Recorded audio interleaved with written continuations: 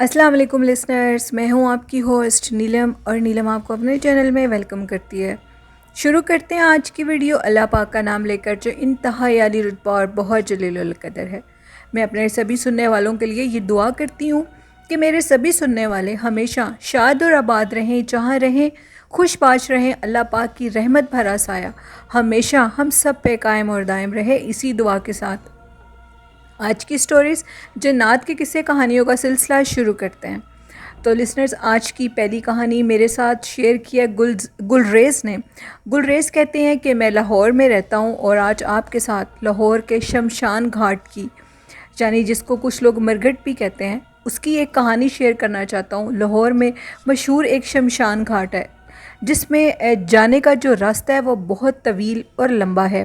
वो खासा बुसीदा और बुरी हालत में है। उसका जो गेट है उसी की हालत इतनी ख़राब है, उसको देखकर ही इंसान एक दफ़ा डर जाता है। जितने भी हिंदू कम्युनिटी के लोग हैं उनको उस शमशान घाट में पहुंचने तक, अंदर इंटर होकर उसके आगे, यानी कि जो उनकी वो मैयत होती है उसको चिता यानी करने के लिए भी उनको घंटे का रास्ता करना पड़ता है। उसके अंदर एंटर होकर भी वो शमशान घाट, वो कहते हैं कि आलमोस्ट सुनसान हो चुका है, वीरान हो चुका है। उधर जन्नत का बसेरा है। उससे रिलेटेड आज आपके साथ एक सच्चा खौफनाक वाक़या शेयर करना चाहता हूँ, जो कि बिल्कुल सच पे मबनी है और आपके सुनने वालों तक मैं ये एक सच्चा वाक़या पहुँचाना चाहता हूँ। वो कहते हैं कि जब आप लाहौर का शमशान घाट देखेंगे तो इतनी बुरी हालत में है, उसको देख कर ही इंसान डर जाता है। उसमें जाने के लिए जो रास्ता है वो खासा तवील है। हम सारे दोस्त, गुलरेज़ कहते हैं हम सब दोस्त, हम लोगों ने एक दिन प्लान बनाया कि हम लोग ऐसी चीज़ों के बारे सोचते हैं, जैसे कि काफ़ी गैर नॉन मुस्लिम जो हिंदू कम्युनिटी है वो भी कब्रिस्तान को देखते होंगे, कुछ लोगों को शौक़ होता है। इसी तरह हम सारे दोस्तों को शौक़ था कि हम लोग शमशान घाट के अंदर जाकर देखते हैं आखिर अंदर क्या मंज़र है। वो कहते हैं कि ये जो 3 कहानियाँ हैं, जो कि डिफरेंट स्टोरीज़ हैं, मैं आपके साथ शेयर कर रहा हूँ, ये इसी लाहौर के शमशान घाट की हैं। वो कहते हैं कि हम लोग दिन के टाइम, दोपहर का टाइम था, जिस टाइम हमने कहा कि दोपहर के टाइम जाना ठीक है, कि अगर हम लोग गाड़ी पर भी जाएँ, गाड़ी रास्ते में ख़राब भी हो सकती है, क्योंकि अंदर का रास्ता मैं आपको बता चुकी हूँ ख़ासा तवील है। हम लोग 2 बजे तक शमशान घाट पहुंच चुके थे और शमशान घाट के आगे अंदर का जो रास्ता था उधर हमें घंटा लग गया। हम 3:30 बजे के दरमियान शमशान घाट के अंदर दाखिल हो चुके थे। हम लोगों ने एक साइड पर अपनी गाड़ी खड़ी की। वहाँ का जो उस जगह को देखता है, वो वहाँ का जो चौकीदार था वो हम लोगों का दोस्त था। उसने हमें इजाज़त दी कि तुम लोग गाड़ी पर जा सकते हो। हम लोग उधर चले गए। तो जैसे ही हम लोग उधर गए, उधर एक औरत बैठी हुई थी, यानी कि वो जो मेन जगह होती है जहाँ पे चिता को आग लगाई जाती है, एक वो ऊपर से कवर्ड जगह होती है, बिल्कुल कवर्ड होती है, और नीचे वो उधर रख कर जो कि उनको, जो लोग उनके जिनकी डेथ हो जाती है उनको आग लगाते हैं, वहाँ पे एक औरत हमारी तरफ कमर करके बैठी हुई थी।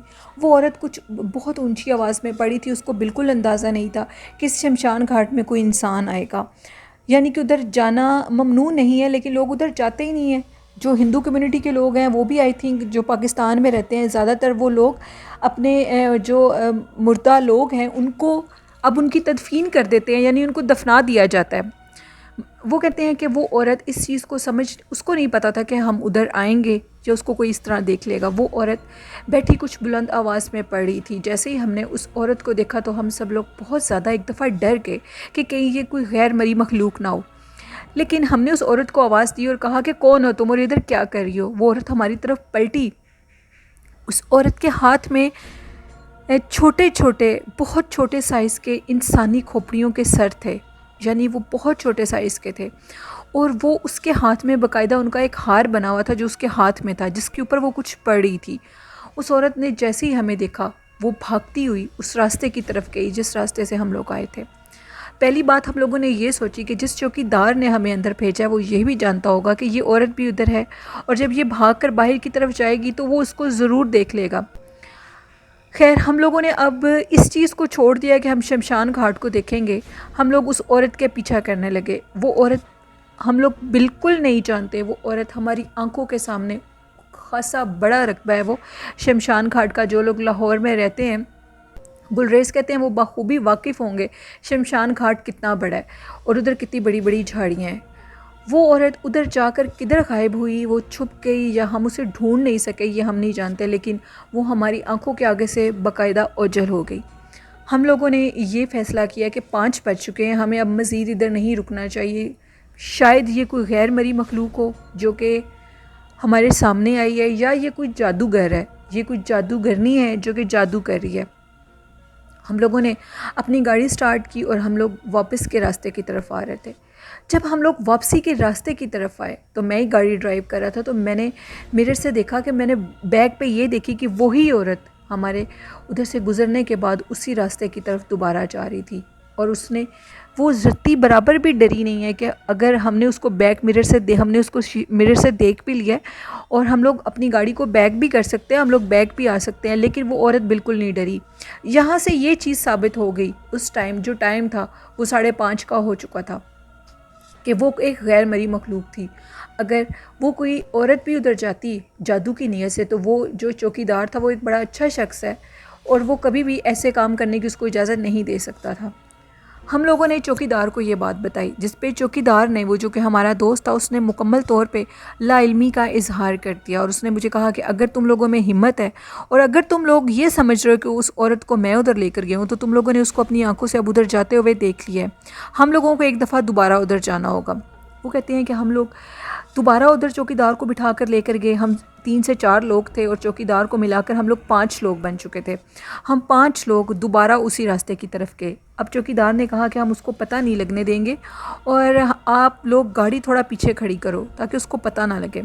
हमने गाड़ी पीछे खड़ी कर ली और फिर उसके बाद हम लोग जैसे उसी रास्ते की तरफ दोबारा गए तो वो औरत ठीक उसी जगह उसी एंगल पर उधर बैठी हुई थी। जैसे ही उस चौकीदार ने उस औरत को देखा तो चौकीदार उस औरत की तरफ भागा। हमारे सामने, आंखों के सामने वो औरत एक धुआं बनी और उधर ही गायब हो गई।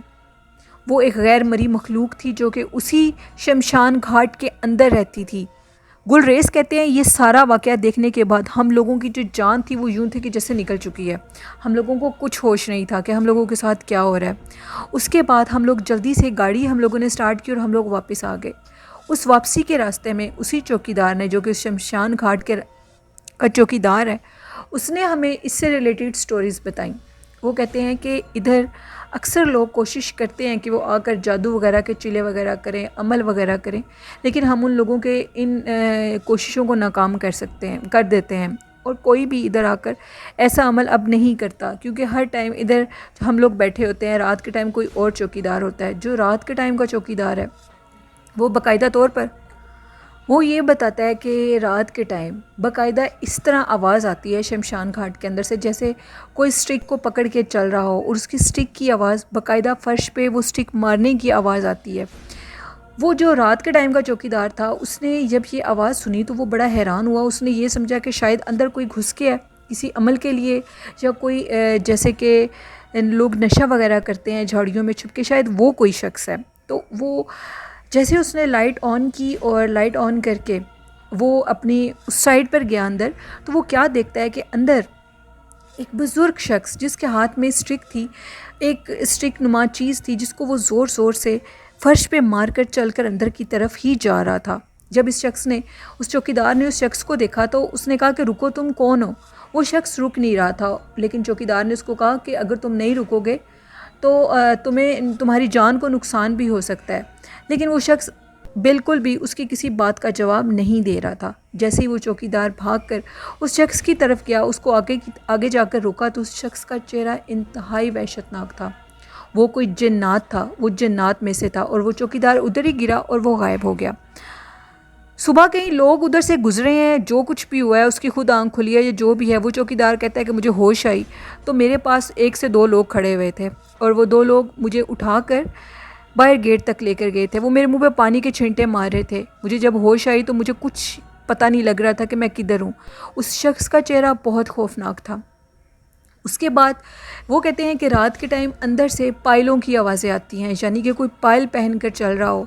बहुत से लोग जिनका हमें नहीं भी पता लगता, वो अगर जादू करने में, उधर जो चिले करने में कामयाब हो जाते हैं, तो उनके बहुत से जिन्नात इस शमशान घाट में रहते हैं। जो कि हमें उनकी आवाज़ें रात के टाइम आती हैं। बाकायदा शमशान घाट के बाहर जो चौकीदार रात के टाइम ड्यूटी देता है वो ये कहता है कि अंदर से बातचीत की आवाज़ें आती हैं। हालांकि वो जो वहाँ का रास्ता है जहाँ पे चिता को जलाया जाता है वो 1 घंटे की मुसाफत पे है, लेकिन रात 10 बजे के बाद इतनी अजीबोगरीब एक्टिविटीज़ शुरू हो जाती हैं जो कि इंसान उनको सोच भी नहीं सकता। वो जो लाठी पकड़ कर एक बुज़ुर्ग शख्स उस मरघट में चलता है वो आज भी उधर है। वो आज भी इसी तरह उस लाठी को ज़मीन पे ज़ोर से मारता हुआ उधर से चल कर जाता है उस रास्ते की तरफ जिस रास्ते में लोग जाकर अपनी वो जो हिंदू कम्युनिटी के लोग हैं वो चिता को आग लगाते हैं। वो आज भी उधर जाता है और उसके होने का बाकायदा उधर मुकम्मल एहसास होता है।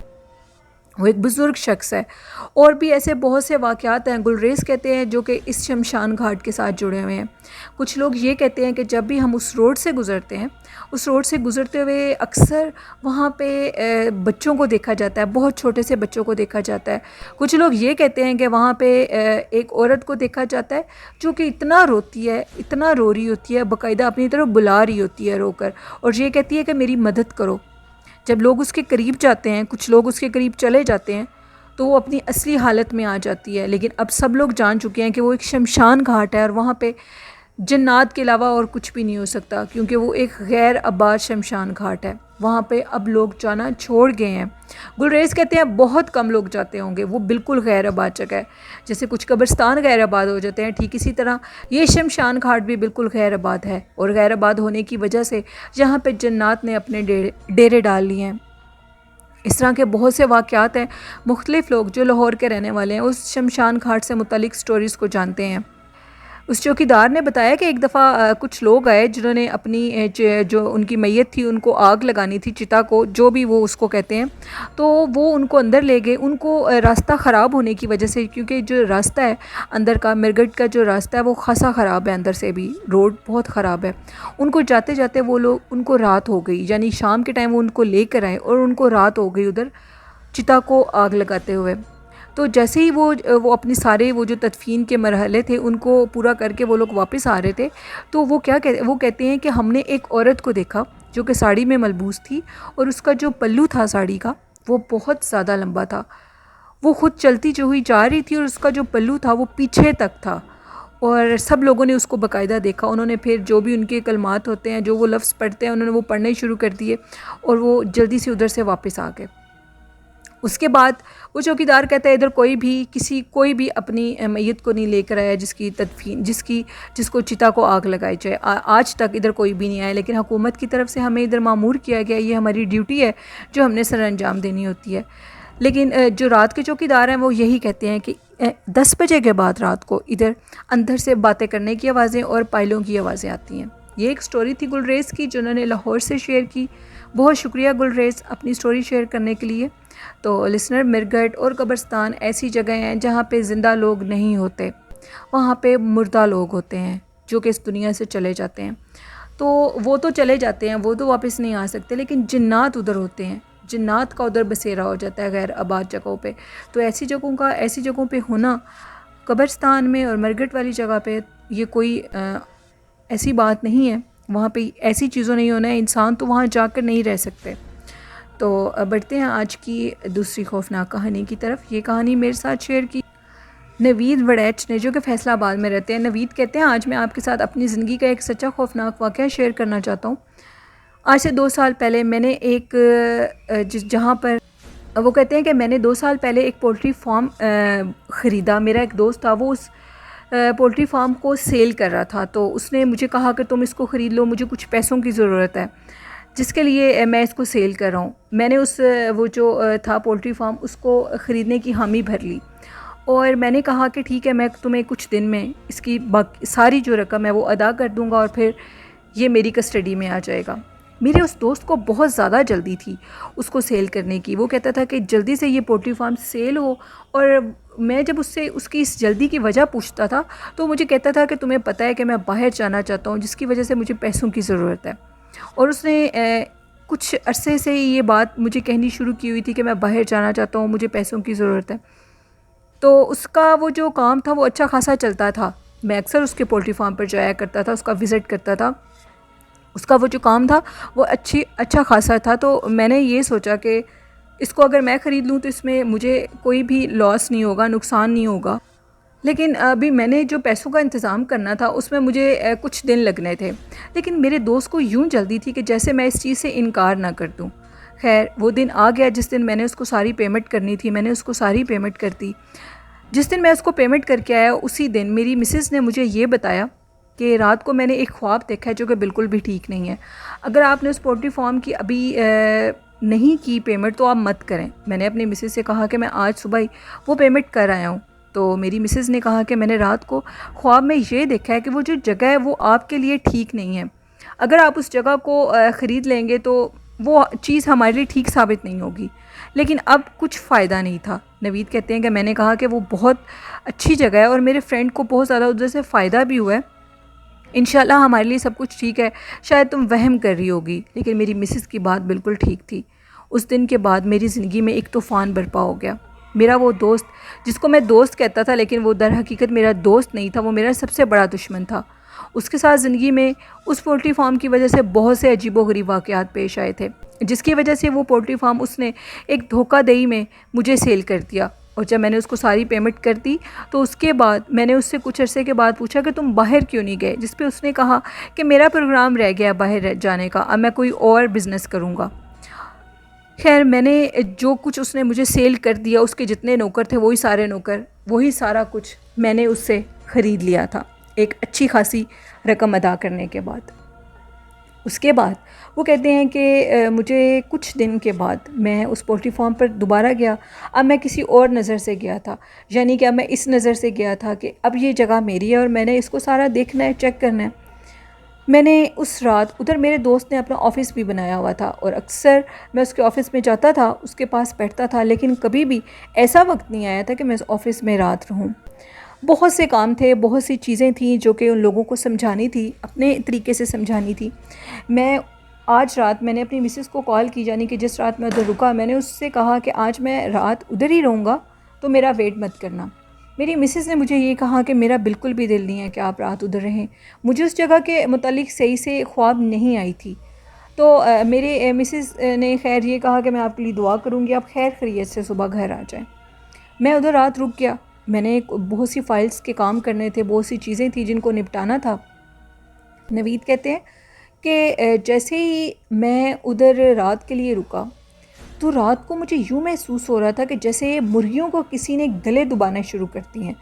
मैं बड़ा हैरान हुआ, मुझे इतनी अजीबो-गरीब सी आवाज़ें आ रही थीं जैसे सब मुर्गियों को किसी ने कोई जान से मारा हो। मैं बाहर गया, बाहर कुछ भी नहीं था।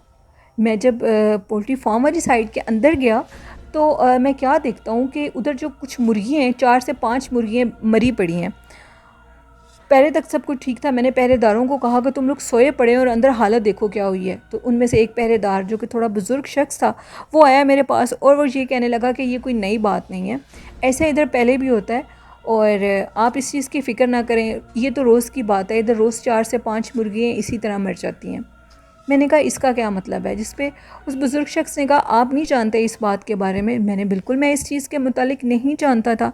मैंने उस बुज़ुर्ग शख्स से कहा कि तुम मेरे साथ मेरे ऑफ़िस में चलो। वो मेरे साथ ऑफ़िस में आया, मैंने उसको बिठाया अपने पास और मैंने अब उसको इस तरह ज़ाहिर करवाया कि जैसे मैं इस मुतालिक जानता हूँ। मैंने कहा हाँ मैं जानता तो हूँ इस मुतालिक, रोज़ ऐसे हो जाता है मुर्गियों का, लेकिन तुम मुझे बताओ कि अब इसका क्या हल है और ये क्यों हो जाता है इस तरह, इसके मुतालिक हमें क्या करना चाहिए। क्योंकि नवीद कहते हैं कि मैंने अपने जिस दोस्त से वो ख़रीदा था उसका मैंने ये कहा कि मुझे मेरे दोस्त ने बताया तो था कि इस तरह होता है, लेकिन अब तो मुझे इसकी असल वजह बताओ।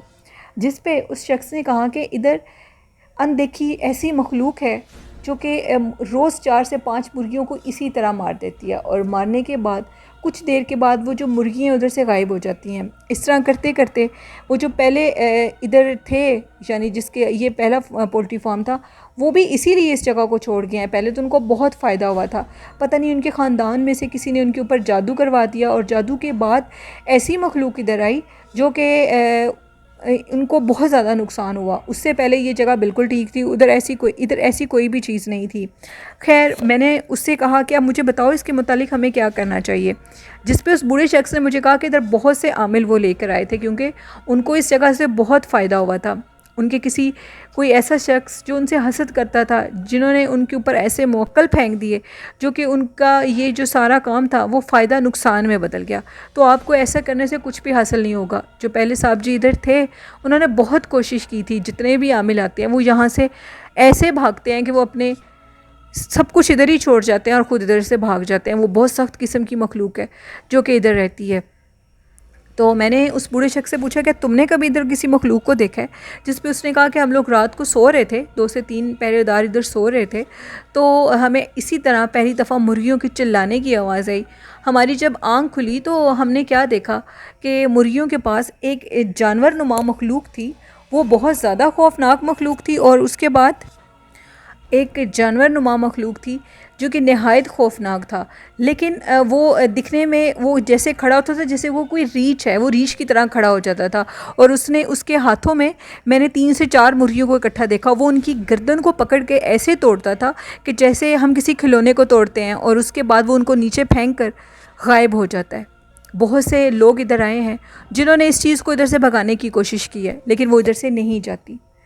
तो मैं अब बहुत ज़्यादा परेशान हो गया। मैं सुबह घर गया, मैंने अपने दोस्त से बात की और तुमने इसको मेरे आगे बेच दिया, तुमने मेरे साथ अच्छा नहीं किया। अब मैं इसको 1 सेकंड भी इधर नहीं रहूँगा, मैं तुम पे केस करवा दूँगा। नवीद कहते हैं कि हम दोनों दोस्तों की इतनी लड़ाई हुई, जो मैंने रकम अदा की थी वो एक अच्छी खासी रकम थी, वो रकम खासी ज़्यादा थी, वो लाखों में नहीं थी, वो लाखों से भी कहीं ज़्यादा थी। तो मैंने अपने उस दोस्त के ऊपर केस कर दिया। केस करने के बाद खैर मुझे कुछ भी हासिल ना हुआ, मेरे और पैसे ज़ाया हुए, क्योंकि मैंने अपनी मर्ज़ी से ही उसे इस पोल्ट्री फार्म को ख़रीदा था। आज तक वो पोल्ट्री फार्म उधर वीरान पड़ा हुआ है। नवीद कहते हैं कि जब मैं उधर गया हालात बहुत ज़्यादा संगीन हो गए थे। हज़ारों की तादाद में मुर्गियाँ मरने लगीं और इतनी मरी कि मुझे उस काम में अच्छा खासा नुकसान हुआ। वो नुकसान आज तक मैं भर नहीं सका।